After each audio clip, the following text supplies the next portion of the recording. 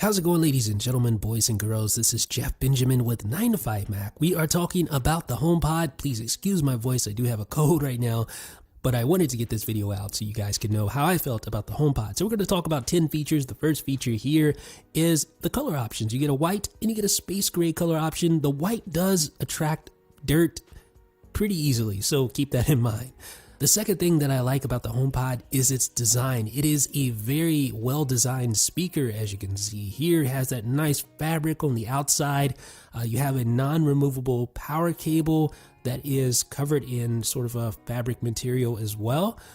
Even the cable itself aligns to the Apple logo on the bottom of the unit, as you can see there.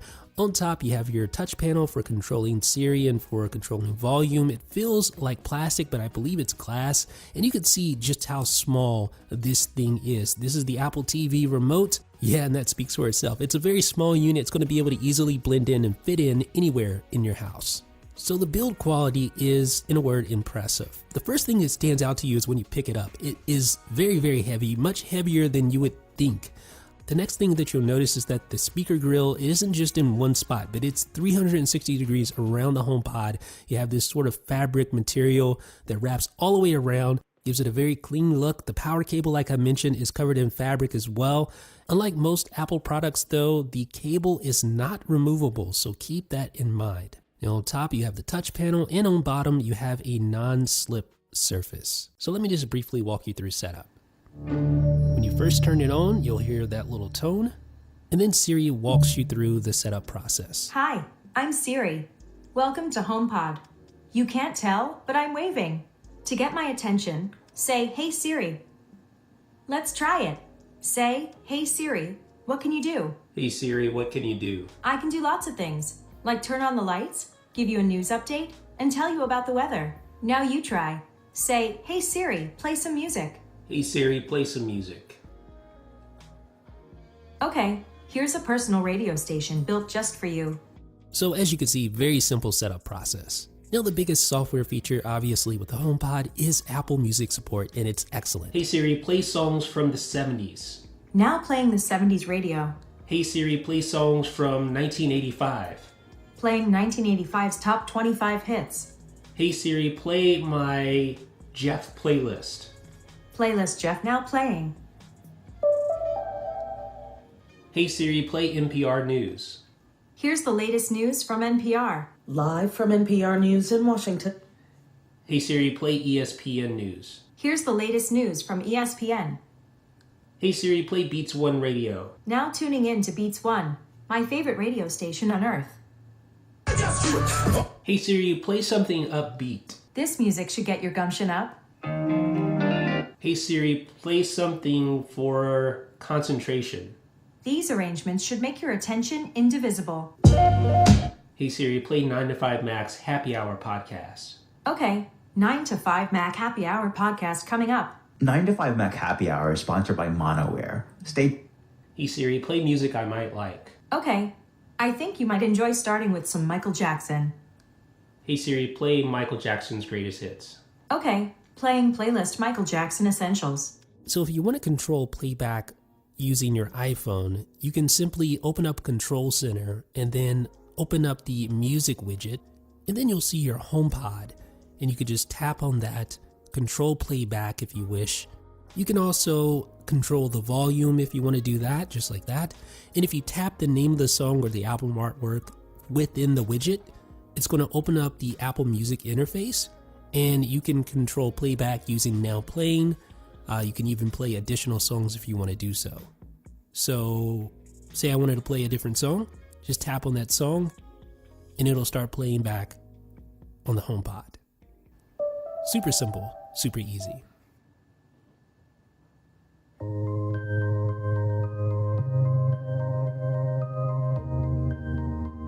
Now the HomePod does support iCloud Music Library. Let me give you a demonstration. So I'm searching for a song here. That song is not on Apple Music, but if I tap my library in search, you can see that that song is there. So that is in iCloud Music Library, so I can play that back. Hey Siri, play Beach Star High. Beach Star High versus Verbal from Enflow by Ajapane now playing. Simple. Now, the most impressive thing, I think everyone agrees with this, is that the sound quality of the HomePod defies what you would think a speaker of this size would be able to output. Now, that said, it is not like, it isn't magic, right? It's still a very small speaker, and it still has limitations. However, for what it is, for its size, it is very impressive. Just not a lot there, yet Apple has jammed 7 tweeters in this thing. It's jammed an impressive sounding woofer, and unsurprisingly, it does tend to favor bass a little bit in my opinion. It's not overwhelmingly bassy, but it does tend to favor bass. It doesn't sound unnatural. You still get really nice instrument separation. You get really nice high ends. The mid-range isn't as great, but I still find it very impressive for its size. So now I just wanted to show you guys what type of air the HomePod is pushing out. I think it's at 50% right now. It's not an incredibly bassy song, but even at 50% volume on a song that isn't like super bassy, you can see it's still moving some air quite nicely. And the woofer is pointed upwards, so that's where you're going to get the most air movement.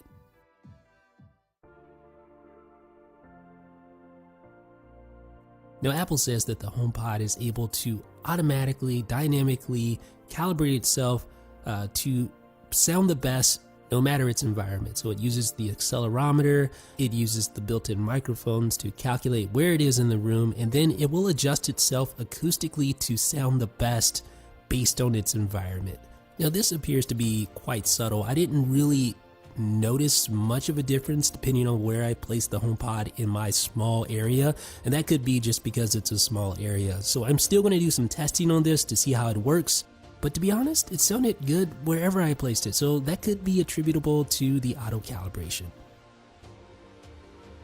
HomeKit support is one of the HomePod's big features, and it works well.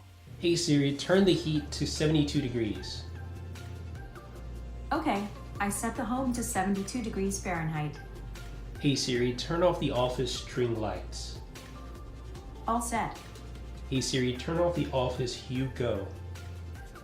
Done. Hey Siri, turn off the office Luxo lamp. All set. Hey Siri, turn off the office light strip. Okay, there you go. Hey Siri, turn off all the office lights. Done. Hey Siri, turn on all the office lights. All set. No doubt, that is super convenient.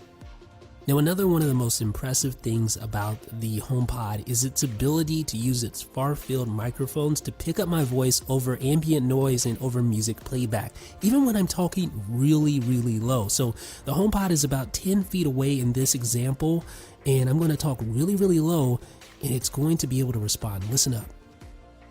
Hey Siri, what's the temperature in Chicago? Pretty cold in Chicago, Illinois. 21 degrees. Okay, let's try it again. Hey Siri, what time is it? The time is 5:54 p.m. So I was basically whispering in that example, but how does it perform when music is playing back? Let's listen. Hey Siri, what time is it? It's 5:55 p.m. Hey Siri, what time is it? The time is 5:55 p.m. Pretty impressive.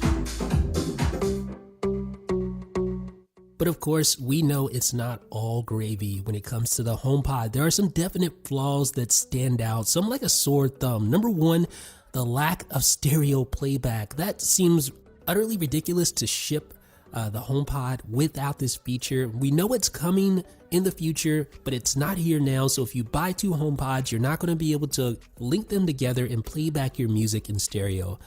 Just seems ridiculous, to be honest. And perhaps even more egregious for some customers is the lack of multi-room audio support out of the gate. Now, again, this is coming in the future, but right now, out of the box, there is no multi-room audio support for the HomePod. Now, there is no auxiliary input for the HomePod. Not entirely surprising from the same company that removed the headphone jack from the iPhone, but still, you need to be aware of it if you're not aware of it, because say you wanted to hook up your fancy turntable to your HomePod to take advantage of the awesome sound that it possesses, you can't. You can't do it at all, and you never will be able to because there simply is no auxiliary connection to be found. There is no third-party music support for the HomePod. Now, this isn't as bad as it sounds because you can still AirPlay. Say you wanted to AirPlay Pandora on your HomePod, you can still do that. You can AirPlay Spotify on your HomePod. The thing is, you have to manually do that using AirPlay on your iPhone or iPad. You can't just ask Siri to play back your favorite Pandora playlist. Hey Siri, play the Postal Service radio on Pandora. I can't play from Pandora, but here's some music by the Postal Service from Apple Music.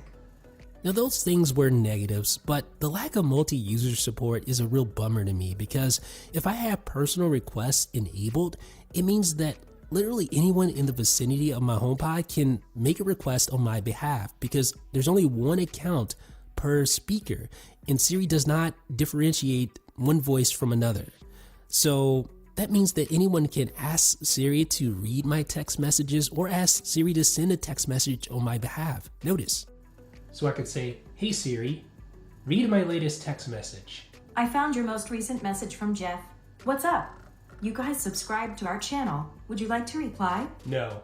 Okay. But anyone can make this request. Hey Siri, read my latest text messages. I found your most recent message from Jeff. What's up? You guys subscribed to our channel. Would you like to reply? Yeah, if you live in a household with lots of people, that could be a problem. But the HomePod is a new product, and Apple will no doubt iterate on the HomePod and make it perhaps a much different and much improved device than it is today. But even now, it is very impressive. With sound quality that outright defies its form factor, HomeKit support that's extremely useful, and tight integration with Apple Music. Obviously, Siri is quite behind when compared with Alexa and with Google Assistant, but at least those are things that Apple can fix in software. And hopefully the HomePod is enough motivation for them to really invest in Siri and make it a better voice assistant. Because if it does, the HomePod has the potential to be the best little cylinder you can buy.